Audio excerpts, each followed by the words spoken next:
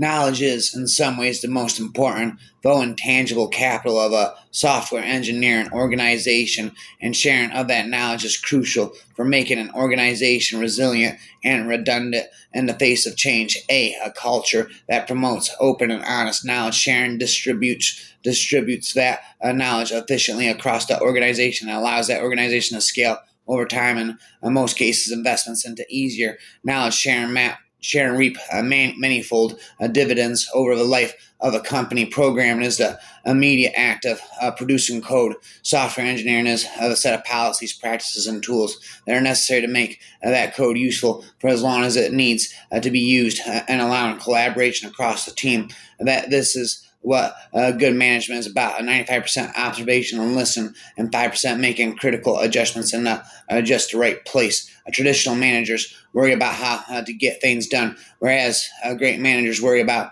what things get done and trust their team to figure out how to do it. The moral is this: do not underestimate the power of playing the social game. It's not about tricking or manipulating people. It's about creating relationships to get things done. Relationships always outlast projects. And when you've got richer relationships with your coworkers, they'll be more willing to go the extra mile when you need them. Stagnation isn't an option, but often a wise one. Stagnation is an option, but often not a wise one. Stagnation is an option, but not often not a wise one. Nothing is built on stone. All is built on sand, but we must build as if the sand or stone. Stone will there if I go. Still, other teams give out noise, canceling headphones to engineers to make it easier to deal with background noise. In fact, in many companies, very active wearing headphones is a common signal that means don't disturb me unless it's really important. We think the middle ground is really the best solution. Group terms of 4 to 8 people together in small rooms or large offices to make it easy and not embarrassing for spontaneous conversation to happen. Programming is hard. Software engineering is even harder. You need that second pair of eyes. Rhymes all night. Remember the tried and true mantra of fail early, fail fast, fail often. Even though software development is deeply intellectual work that can require deep concentration and alone time, you must play that off against a value and need for collaboration and review. The vast majority of the work at Google and at most companies doesn't require genius level intellect, but 100% of the work requires a minimal level of social skills. Core principles of humility, respect, and trust. Software engineering differs from programming, and dimensionally programming is about producing code. Software engineering extends that to include the maintenance of that code for its useful lifespan. Contrary to some people's instincts, leaders who admit mistakes are more respected, not less. Even a relatively simple trade-off of the form will spend money for compute resources to recoup engineer time, had unforeseen downstream effects.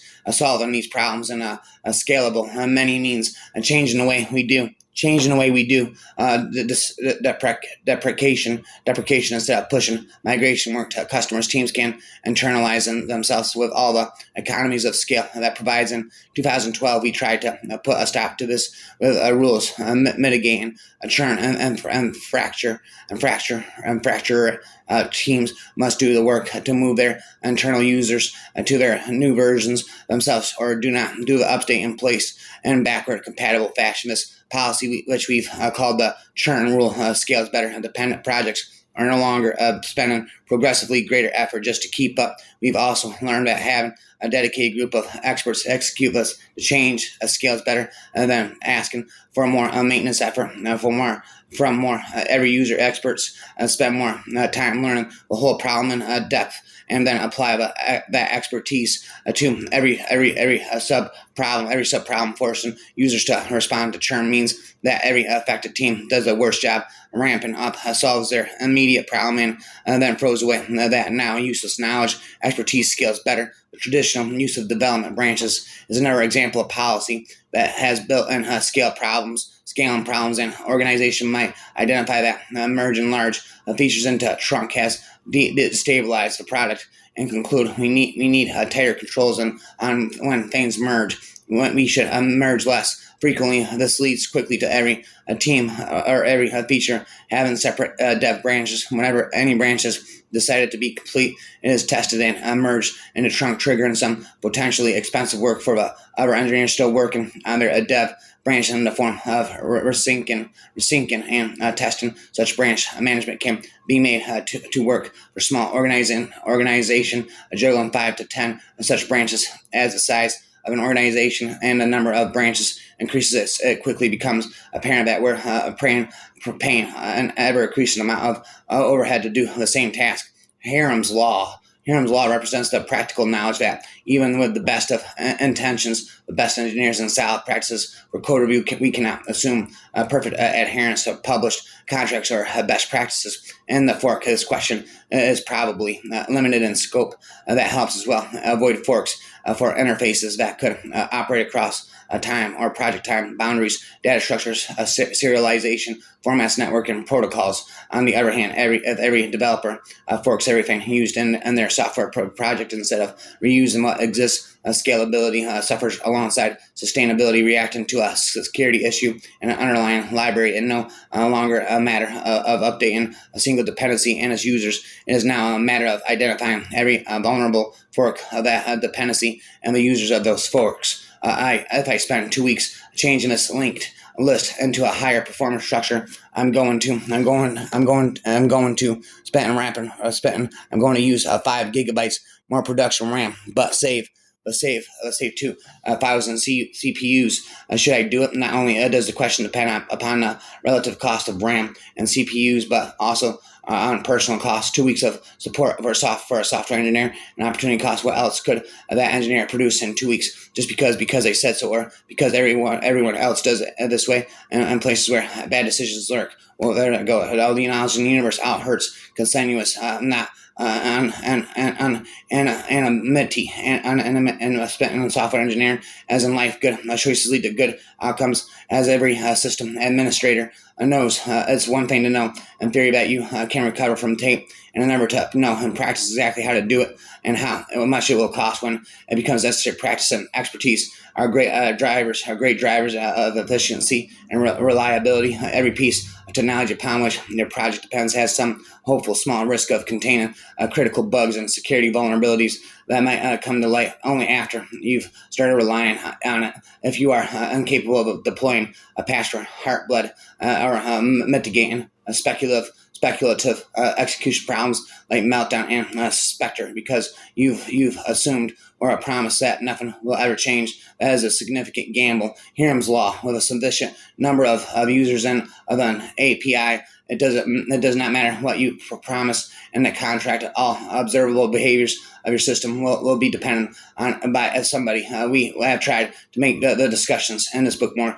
about engineering and less about programming, wrapping their end and spitting. How can engineers make a code base more sustainable and software engineering discipline itself more rigorous? We don't have fundamental answers to these questions. We hope that Google's collective experience over the past 2 decades illuminates possible paths toward finding these answers. A fake should be tested. A fake must have its own test to ensure that it conforms to the API of its corresponding real implementation. A fake without a test might initially provide realistic behavior, but without tests, this behavior can diverge over time as the real implementation evolves. Fixing a bug, or as much like adding a new feature, the presence of the bug suggests that a case was missing from the initial test suite, and the bug fix should include that missing test case. When an engineer refactors the internals of a system without modifying its interface, whether for performance, clarity,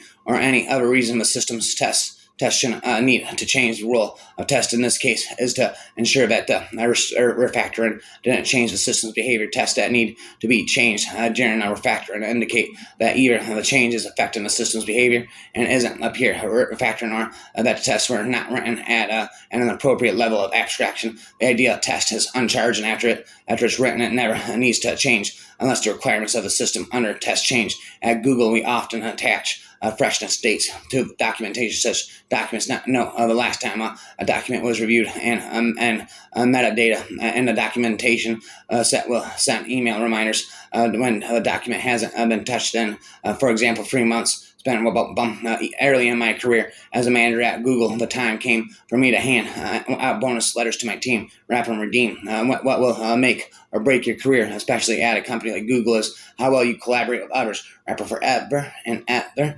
never say never. For rapper, stop rapping, never. Lives happily ever after. Stop rapping, never.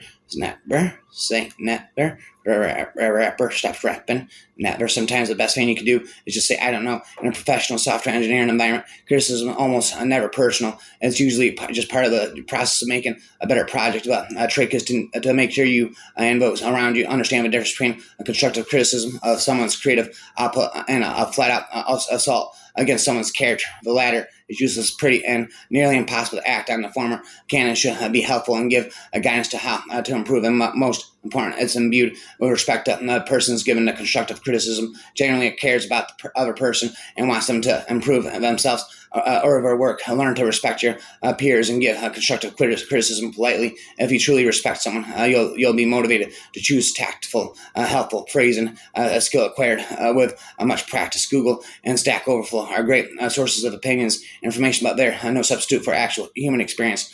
People are inherently imperfect. We like to say that humans are mostly a collection of intermittent bugs. That but before you can understand the bugs in your coworkers, you need to understand the bugs in yourself. We're going to ask you to think about your own actions, reactions, behaviors, and attitudes, and in return, we hope you gain some real insight into how to become a more efficient and a successful software engineer who spends less energy dealing with people-related problems and more time writing great code. Well, there they go. Making good engineering decisions is all about weighing all of the available inputs and making informed decisions about the trade-offs. Sometimes those decisions are based on instinct or accepted best practice, but only after we have exhaustive approaches that try to measure or estimate the true underlying cost. In 2012, we tried to put a stop to this with rules of mitigating churn and fracture. Teams must do the work to move their internal users to new versions themselves, or do the update and place and backward compatible factions. This policy, which we've called the churn rule, scales better dependent.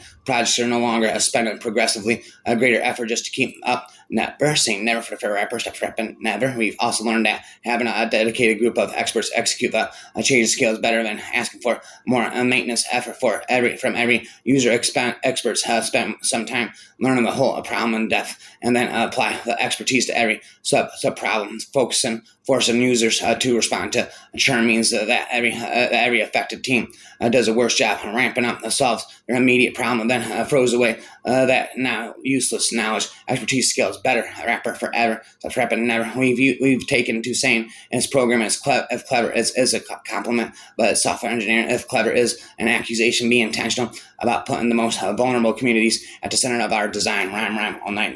Bye forever software engineer. Bye forever infinite software engineer freestyle.